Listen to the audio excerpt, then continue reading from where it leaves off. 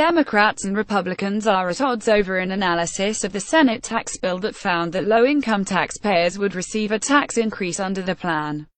Republicans called it misleading, saying that the increases reflect tax credits that would no longer be claimed because of the repeal of the Affordable Care Act's individual mandate, the requirement to buy health insurance. Congress Joint Committee on Taxation, which published the report, released a separate analysis that does not include the effects of the repeal. Here is the difference between the estimates for households that make from $10,000 to $20,000.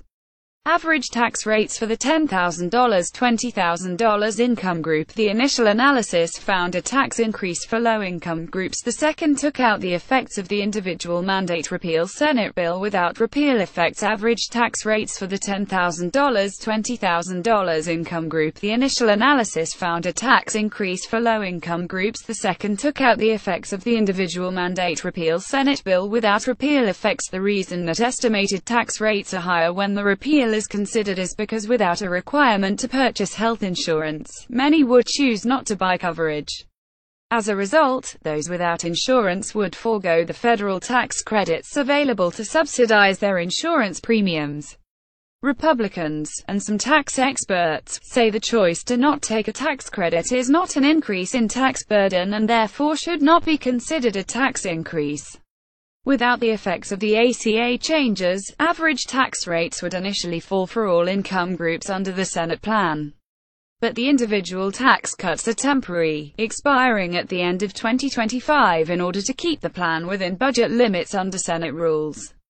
Corporate tax cuts in the bill do not expire, which explains the differences after 2025.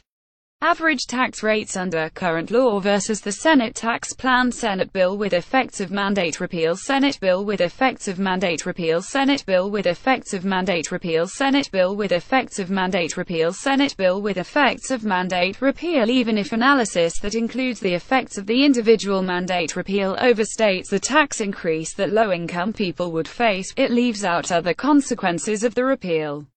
The Congressional Budget Office projects that premiums would rise by 10% for most years over the next decade, and some middle-income households who do not qualify for premium subsidy would drop their plans because they would no longer be able to afford insurance.